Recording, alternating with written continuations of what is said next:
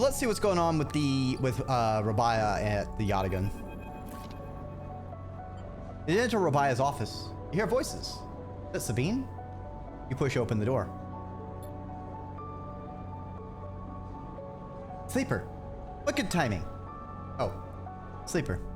What good timing? Rabaya calls out as you enter. I wanted to introduce you to someone. The man is standing at the center of the room, speaking quietly with Rabaya. He turns as you come in. Meet Yannick. Sleeper. He nods. Been hearing good things from Robbie. He smiles an easy smile. Good to meet you. Likewise, likewise. He waves a ringed hand. Now, Robbie, where were we? Actually, Rabaya places a hand on your shoulder. The sleeper was what I wanted to talk to you about. She doesn't spare you a look. What is going on? Well, okay then. Yannick tucks his hands into his pockets. Go on. I'd like to recommend them to your ward. A tiny pause. They've shown themselves to be a capable ally here on the spoke side. We have more than enough to run our territories. The main block is proving more difficult. Yannick leans forward slowly. It's a mess, Robbie. He waits, his tinted glasses shimmering, despite the lack of light in the unit. I can use them. He suddenly decides. Rabaya smiles. Good to hear. I can immediately. Yannick cuts her off with a raised hand. 1 second. He steps one surprisingly light step closer to you. You eager to work, Sleeper? What kind of work? A question. Yannick lowers his head and raises it again, as if he dropped something. Nothing new for you, he answers, not quite looking at you. Don't follow. What is he saying? That concludes it. Yannick pronounces. Sleeper could come work at the ward anytime they like. You shoot Rabaya a confused look. Rabaya finally glances at you for a moment. It's so fast you almost miss it. Good. I know you'll be happy with their work, Jan. Yannick reaches out and squeezes her shoulder. Sure, Robbie, he says. Now please, he says, turning to face you. Let's old friends get back to it. He guides Rabaya away, leaving you standing alone. You look to Rabaya, but she is deep in conversation, and so stunned and confused, you leave. Just like I am all sorts of colors.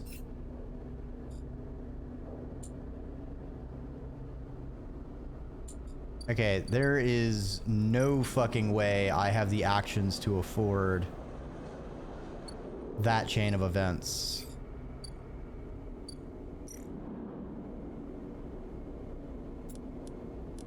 Let's continue down here.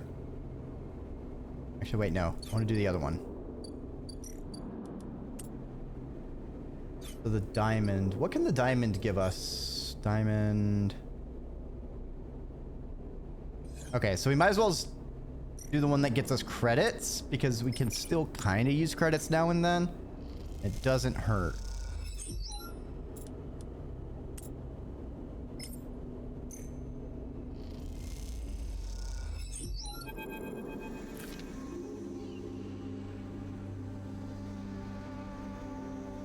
But we're one short. Sleeper, here. He calls to you from across the flickering corridor. An elevator to the core. They smile. This is it. It's been a long set of cycles hunting for a path through the derelict layers of old Solheim offices and workshops. But finally, here it is. The path down to the core. You rush over to peek. As you do, the doors grind open, a dingy-looking elevator flickering as they do. You look at Peek, who nervously gestures for you to get in. Alright, sure. The elevator bounces a little, but stays stable. You glance back to see Peek watching you nervously. They follow you in, sheepishly. Just a little nervous. Peak reaches over and punches the button for the lowest level, flinching a little as the doors grind closed. The elevator sets off, screeching through the floors as it does at an unsettlingly loud volume. I'd feel more comfortable if we spoke. Peak raises their voice above the noise. It's not going to be a short trip. Have you heard of Senate Stat? Peak thinks. Maybe? Once? They frown. It had been mentioned in an XPR news packet. Kind of central admin sent out to us. Something about market analytics, I think? They shake their head. You've spent so much of your life trying to forget your past. This stuff isn't easy to dredge up. How's Ash? Peak pauses. I was thinking more like small talk, elevator talk. They sigh. She is hacking. They roll their eyes. Once Ash has set her mind on something, well, you know her now. Well, you know what I mean. The screeching of the elevator fills the silence. Will you leave with her? Peak thinks for a moment. I don't know, Sleeper. I honestly don't know. Part of me wants to run. Keep running for as long as I can. I am used to that. But another part is done with that. Is done with denying my past, my history. If I ever want to feel complete, to feel settled, then I need to somehow resolve the person I was with the person I am now. Pete goes quiet, and you do too. Too many possible questions. Too many possibilities before you. It seems easier to get on with the task at hand, to leave the consequences for later. The elevator screams to a stop, and the doors ping open with a strangely cheerful beep. You glance at Peak. Time to move on. You both walk out into an atrium, still lit by some ragged-looking light panels on the ceiling. Once simulating a summer sky, now degraded into a flickering blue and white tapestry of glitches. Peak crosses quickly, making a beeline for the large doors on the far side, where you can make out a fading sign in massive peeling letters. Central Control. You follow, helping them lever open the partially powered doors until the motors kick in and they spring to life, thudding open. You and Peak tumble through, across the damp metal. As you stand, you're greeted by flickering lights, thousands of them. A vast cylindrical stack of servers, processors, and transmitters dominates the center of the room. Its flickering LEDs reflected in these scattering puddles that surround it. Despite the decay, the warped panels, and water leaks, it is still running. Just as it has for decades and decades, since the station was first spun up. Wonder how long it has been since anyone has been in this room. You exchange wide-eyed looks with Peak. This place is a still living piece of history. What now? Peak takes a handful of mulch out from a small bag. It glitters with spores. Now, we seed this place. And we hydrate. You know what? I bet throwing system disconnected again. That's annoying.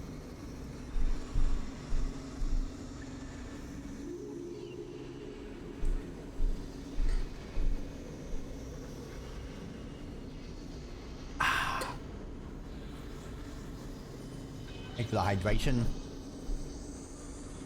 We're too late in the thing. I'll refund those and fix it later. The throwing system's been hit by the flux. Yeah, the shadow protocol's spreading. It's getting to real life too.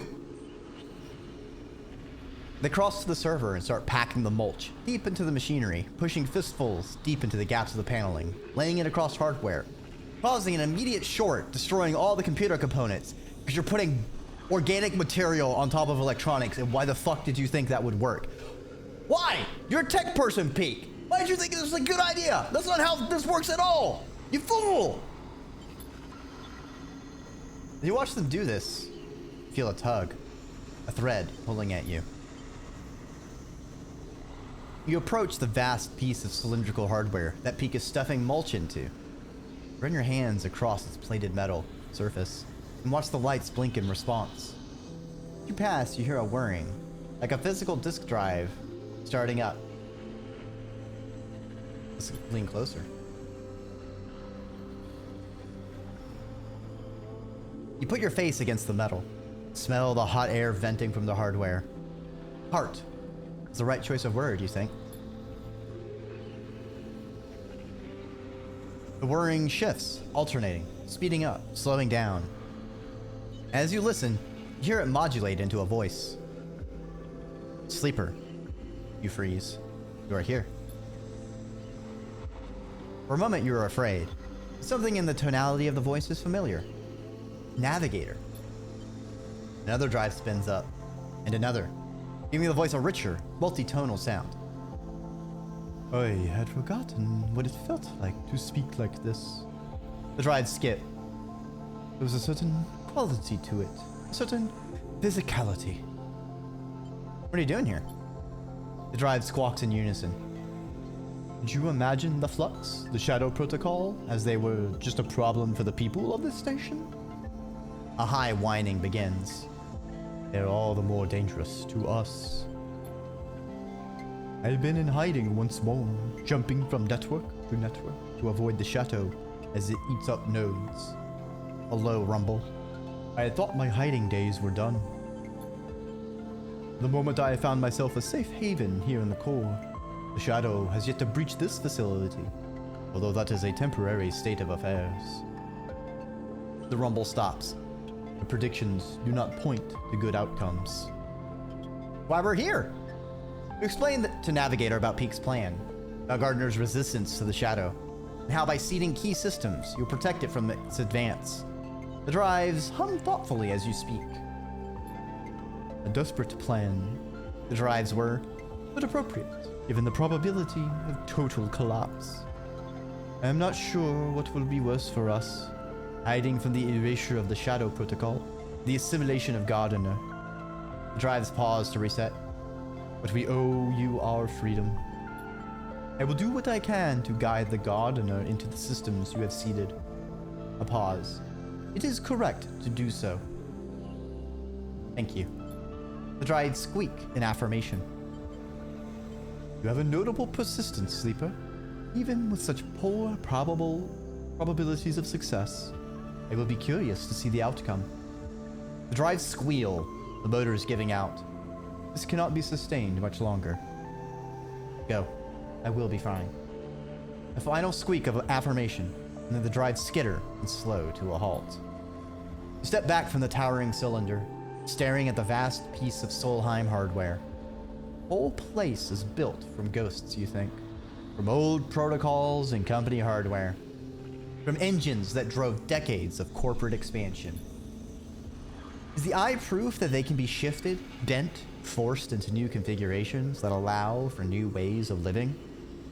Or is it the inevitable collapse, proof that these engines of expansion can never be anything other than a corrupt foundation? Seems to depend on who you ask. Damn it, Sergal! No! Whopping you with a newspaper. None. Peak's shout breaks your line of thought. The heat and damp should help the spores germinate quickly.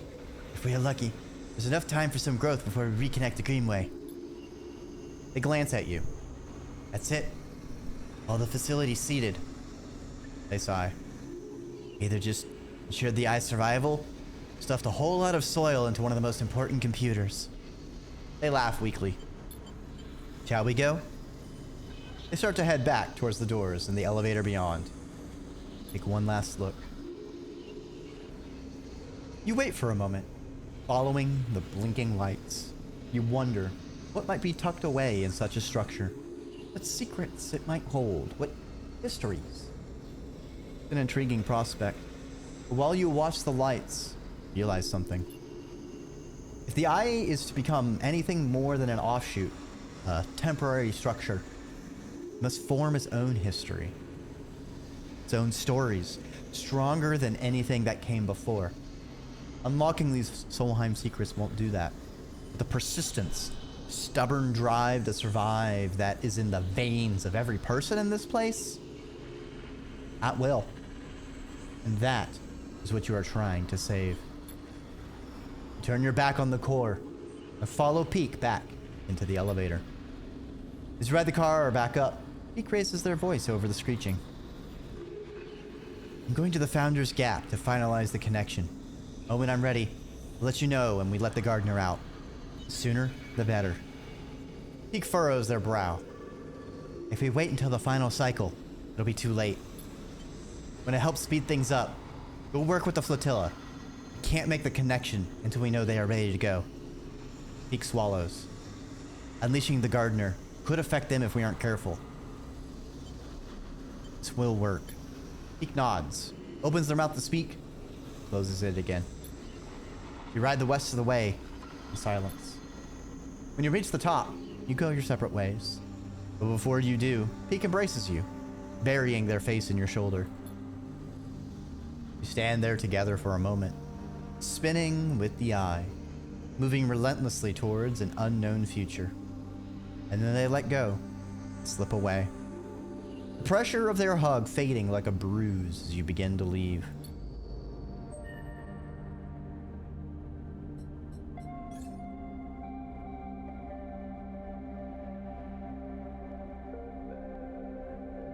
Damn.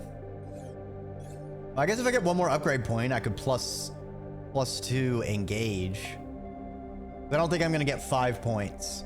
And the second feat for endure isn't really useful because we've been able to stay at high condition.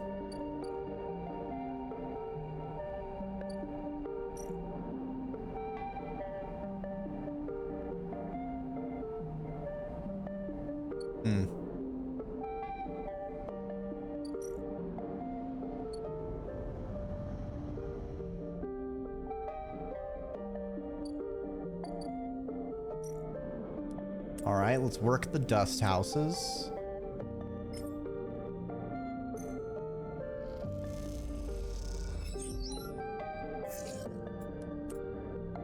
Nice.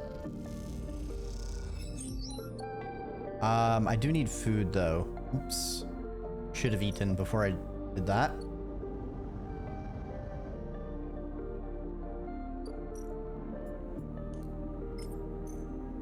Delicious, delicious mushrooms.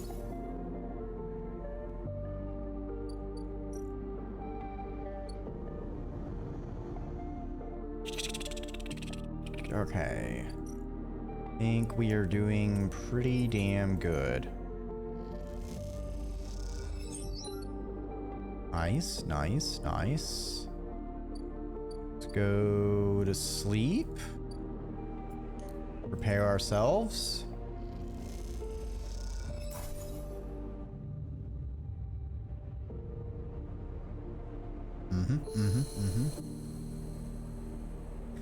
Game's actually about how fungi are out to get us. What do you mean, Cole? I think they just want to party. They're all fun guys. Why are you booing?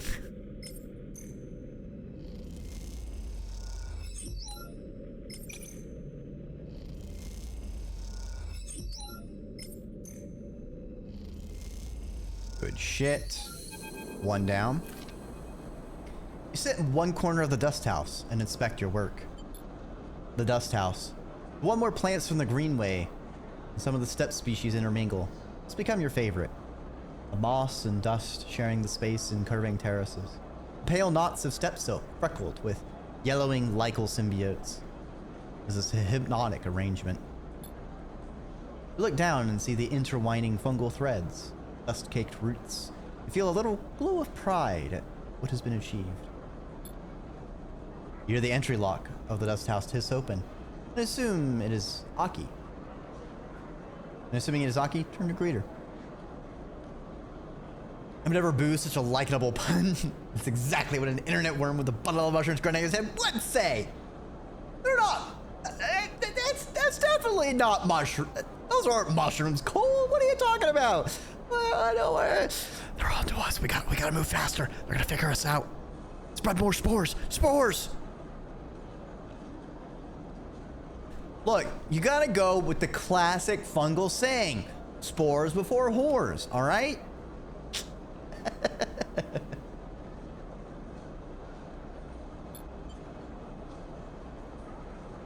Sleeper, I should have known you'd be here. Rico smiles her warm smile, leaning on her crutch. You must be one of the most green-fingered people on the station. Rico! Now, has it been so long? She smiles a wry smile. No need for any drama. I met some of the steppe refugees in the Greenway. They were gathering plants and I confronted them. Turns out they were very friendly. She smiles to herself. Aki was very apologetic. I told them they were welcome to anything they liked. She told me I'd be welcome to come see. And well, I thought I'd take her up on the offer. He looks around the dust house with its strange hybrid ecosystem. I have to say, I'm glad I did. I'm glad too. I can see that. Rico limps over to you. He holds out a hand. How about you take me on a tour? You take Rico's hand and walk her around the hybrid dust house. You show her how the steppe silk knots help provide a strong base for fungal and lichal growths. About how the dust mixes with the spores. Show her the different species of steppe tubers, the way they feed the soil with nutrients that help herbaceous greenway plants thrive. She nods along, her eyes bright with ideas. She stops after a while, gestures for you to sit together. I know something is happening with the eyes, Sleeper. She looks out at the plants. We all felt a flux event hit, and everyone is talking about what's next. I came out here to figure something out, to understand what I might do about it all. You glance at her, see the glossiness in her eyes, and I think I have decided. What you have done here, what Aki and the other steppe refugees have done here, is incredible. A whole new ecosystem built from the strange, artificial, changed remains of two worlds. But I am not of two worlds. I am of the eye. A tear runs down her cheek. Like it or not, I am entwined with the station. I'm an old growth. I don't have much time anymore, and it seems to accelerate with every cycle. She frowns. It blurs together, separates, overlaps, comes back to me in strange ways. The time I do have, that's the time I want to spend on the eye, in the greenway, watching things grow. She wipes her cheek. One day, I'll lie in those fields and not get back up. She smiles, the tear tracks down both cheeks. And when the green takes me, I'll be so glad. I'm surprised she's not going to try and put on the crown and join the gardener. I'll miss you. Rico smiles. The feeling is mutual, Sleeper. She wipes her eyes and turns to you. That's enough of me blubbering on about it. She furrows her brow. What I want to know is what you are planning. I don't know. Rico smiles. We all have to get to know ourselves, Sleeper. To know what it is that drives us. I'm sure you'll decide to act in the manner you know. But you also have to ask yourself why it is so. He places a trembling hand on yours. Don't neglect that. Well, I mean, the crown was like the interface that we put on, that our human body put on to be transferred into the sleeper. So that's why I was thinking that maybe it could transfer anyone into the infosphere that the gardener's in.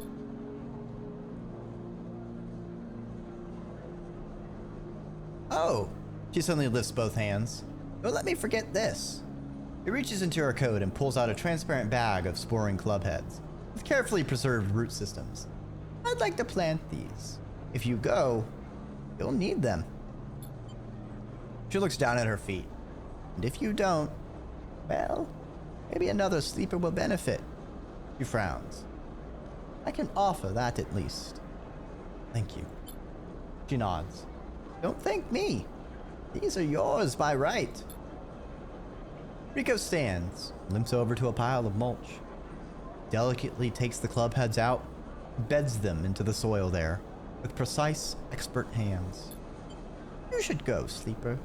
It'll be a while. She calls back, not looking away from the job at hand. See you around. She says it casually. There's a note of finality to her speech. Goodbye, Rico. You turn and leave the dust house, cycling through the protective lock, back into the cool quiet of the ship. Aki is waiting for you. It's beautiful. She's looking through the observation window, and the green reflects in her eyes. The plants look happy together. She spots Rico with her hands in the soil. Ah, the botanist came. She shoots you a look. A friend of yours? Something like that. She nods. She speaks beautifully about the Greenway. I should go in and welcome her. She pauses. You leaving us? For now. Aki sighs. The first of many goodbyes. She suddenly embraces you, wrapping you with her in her layers of rough cloth. She pulls back. I wish you a steady step and a clear path. She smiles. A farewell from my world. I wish you the same. She nods and smiles, one last warm smile, before turning and entering the dust house. You watch as she walks inside, Rico turning with a smile to greet her. She kneels beside the old botanist. You see her pointing to the club heads, asking questions.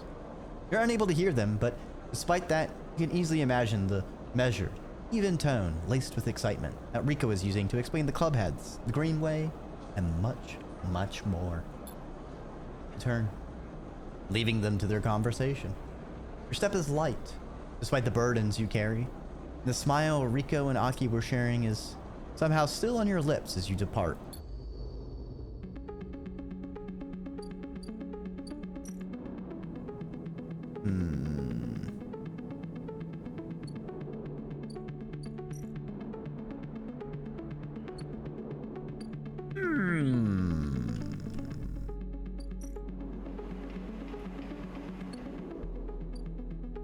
We can access this week. They are wonderful, wonderful people.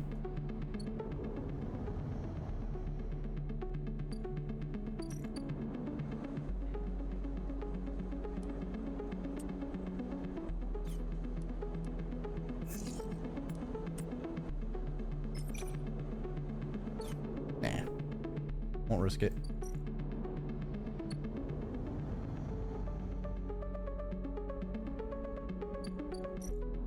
Okay, we can use these dice here. We have +2s. Nice.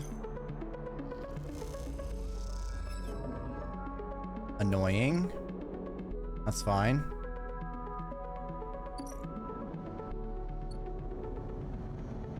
We can patch ourselves up.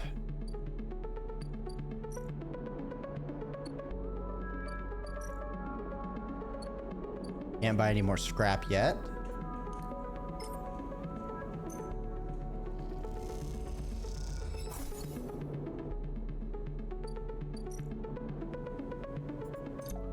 Need some kipties.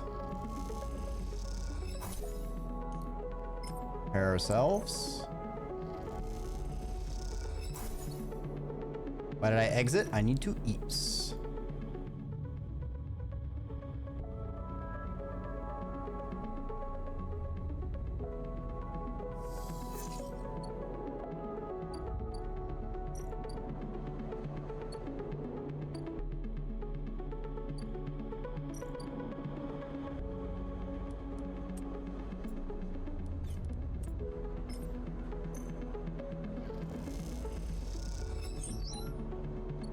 Do that in 4 die if I get lucky.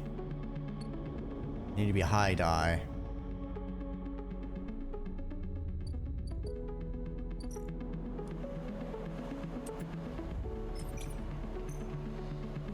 Oh, thank you for the iPads.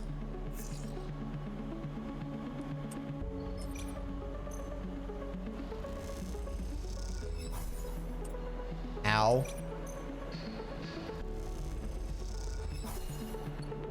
Ow.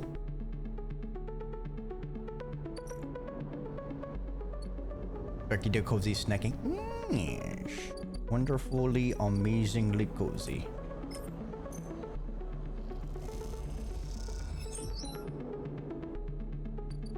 Okay, get some food.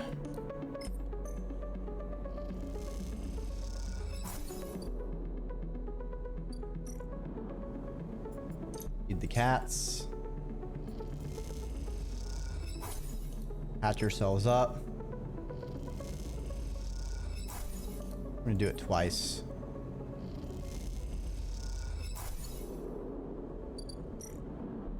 All right, end the cycle.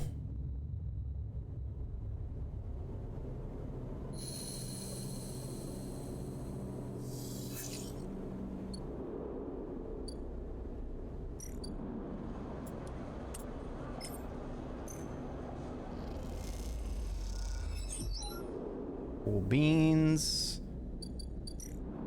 All right, we can buy some scrap from here.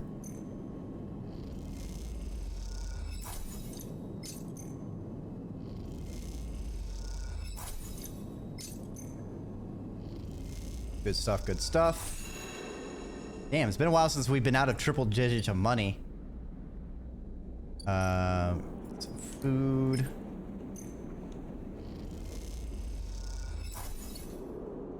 Right. Let's do help with our 3, which will become a 5. Do a reroll and see if we get any more high numbers.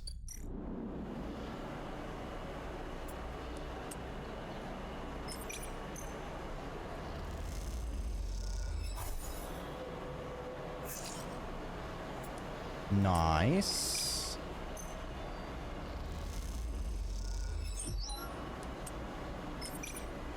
And then, okay, perfect.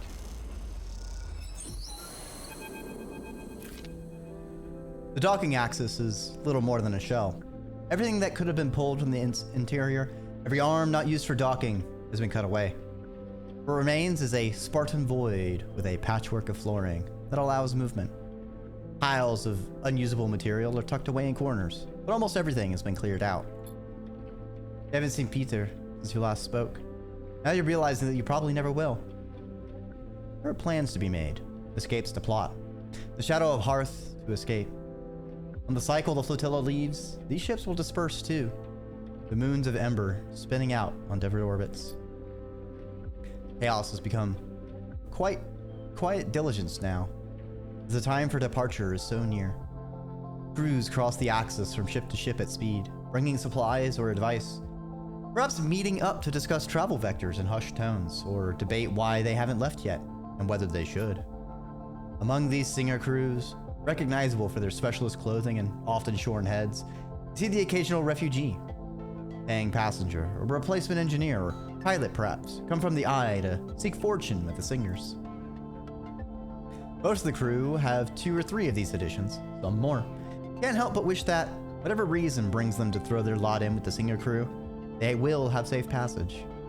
Feel a strange attachment to these citizens of the Eye, setting out for the first time. And one of them catches your eye, crossing the axis with a crew carrying a large bag and a nervous look. Hala. You freeze for a second. Oh shit. I thought it was gonna be, Morowitz. What is she doing here? She glances around, feeling your eyes on her, and catches your eye. Her face brightens immediately. Viper! Apollo mutters something to her crew and rushes over, dumping the large bag at your feet and embracing you without thinking. Good to see you. Are you leaving? She sheepishly glances at her bag. Sleeper. She pauses. She pauses again, folding her arms defensively. I'm going to the Starward Belt. She waits for your response nervously. I assume she wants to go to her brother. She sighs.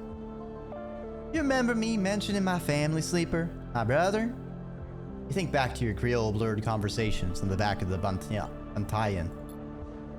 Came here with me, with my family, when we were little, just after we left Cinza.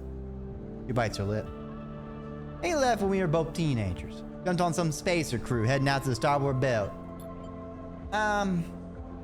She sighs. I'm an idiot. She shakes her head. And I'm going after him. He looks down, not sure what to add. That makes sense. He looks at you. He does? He laughs nervously. I'm not so sure anymore. Really don't know if it makes sense or it was really the right thing, but ever since I heard that was where the refugee flotilla was going, well, I stopped thinking about him. What happens to the bar? Someone will have to run it. He leaves a long pause. I mean, I can ask Francis. He'd be happy to. One of the others. He blurts out. Of course, if you're leaving with a flotilla or someone else, it'd totally be okay. You wouldn't need to say yes. It's no pressure. It's fine, whichever way I was thinking.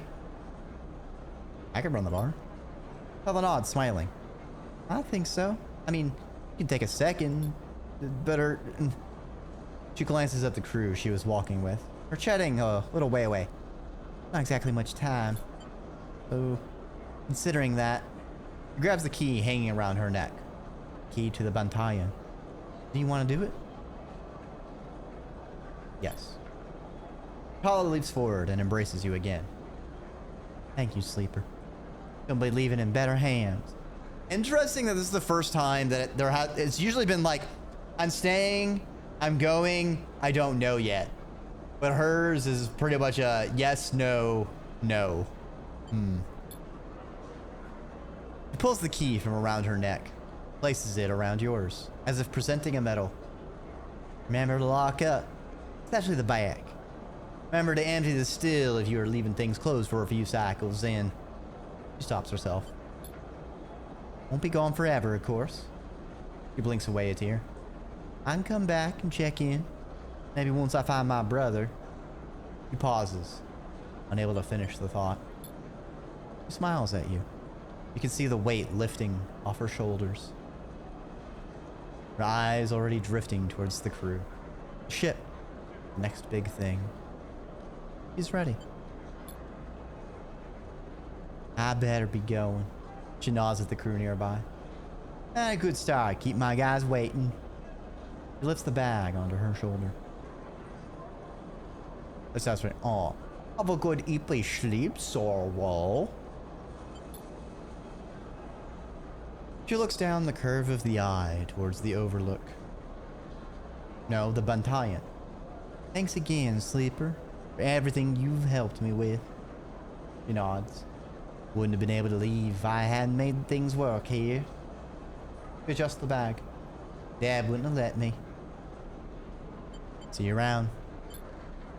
She nods. I hope so. And Tala turns, heading back to the crew who will carry her to the starboard belt. You watch her go. And despite the departure, it's hard to feel sad about Tala. You know her energy will carry her forward. You hope her brother is somewhere on that bright path. You hold the key in your hand, the metal still a little warm from Tala's body. Turn it over in your fingers, think about how it feels like a tool and a burden. You'd still lock up and leave, you figure. And now, I feel like you're breaking something fragile. And if you stay, well, who knows what this little metal promise might grow into. Well, I have to fucking stay now. I can't disappoint Tala.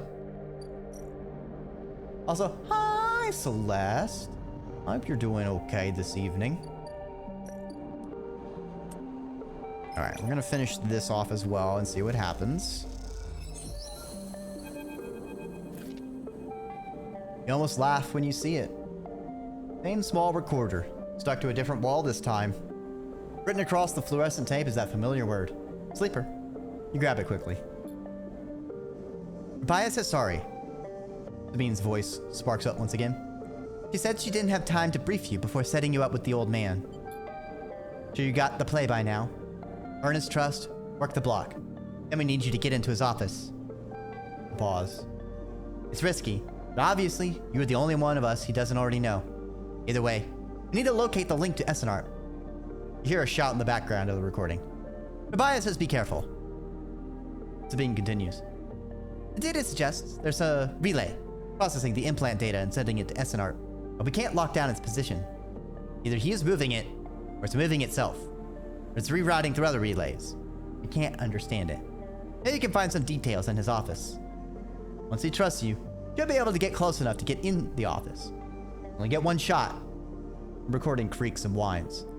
That's the final piece of the puzzle to end this. A pause. Good luck, sleeper. I'm sorry, too. Be safe. The recording clicks off, leaving you in silence. You pocket the recorder, just in case, and walk away. Looks like it is up to you.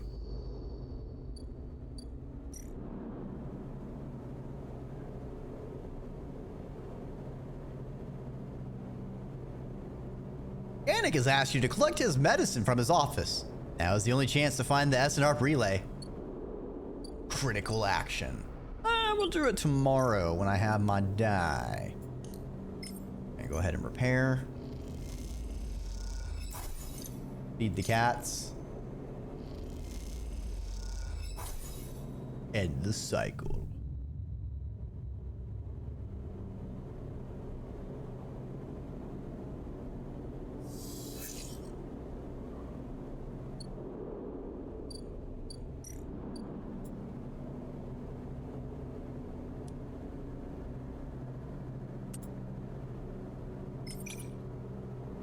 $100%, baby. Spot the countermeasure on the drawer moments before you touch it. This has to be it, but you can't rush it. You look at the countermeasure on the drawer. Looks like some kind of shock trap. You'd grab the drawer, you'd likely have 1,000 volts running through your systems right now. You wince. Once you find the anchor points, it comes away easily enough. You prise it? You pry it from the drawer quickly and quietly, then listen for footsteps in the corridor outside. Nothing. All clear for now. You slide the drawer open, looking for other countermeasures that might be inside, expecting to see a chunk of tech, a relay. But as you slip it open, all you see is a handful of wires and an empty implant cradle. Is this some kind of mistake? You freeze for a moment, unsure what to do next. Why keep an implant cradle so carefully guarded? Remember Yannick having an implant? Small plate on the side of his head, just above his ear. You assumed it was for hearing or vision. Shimmering glasses of his come back to you in your memory. His strange movements, his speech. You look again at the cradle, and there it is, printed on the frame. Proprietary technology, property of SNR. Brian said the relay moved. They couldn't get a fix on. What if Yannick is the relay? The thought hits you like a shock. Yannick, with a remote relay implanted in his head. Networked every single implanted enforcer in the low end. A shudder runs through you. Is he even in control? Or has SNR wormed its way into the man? Would he even be considered separate from the corporation itself? Think of your own legal status as a proprietary technology. A puppet with cut strings. Time to cut Yannick's strings, then. You reach around inside the cradle and find it. A remote connection. A tiny bead of a transmitter, likely controlling the link to SNR. There it is. You pause for a moment. Then you squeeze it. Snap it from its frame and it crumples, sparks, and dies. Takes a moment before the shouts come. Before you scream. Before the scream. And you're already on your way out. Down the corridor. Down through the unit that serves as the lobby to Yannick's office. Then out into the walkway where Yannick lies still. Enforcers gather around him, bemused. You push through the crowd and there he is. Still, rumpled. You arrange him a little, lie him down properly, feeling how thin his body is under his suit. You wonder how long he has been like this. A puppet for SNR. With the connection cut, nothing remains but his body. It means that Yannick, the man, was gone a long time before now. You place a hand on his chest. You are sorry for him, but it is done now. And you did not kill this man. You've seen enough. The connection is cut. Whatever Yannick was or had become is gone. Your anger is a hard core in your chest. And all of it is focused on SNR.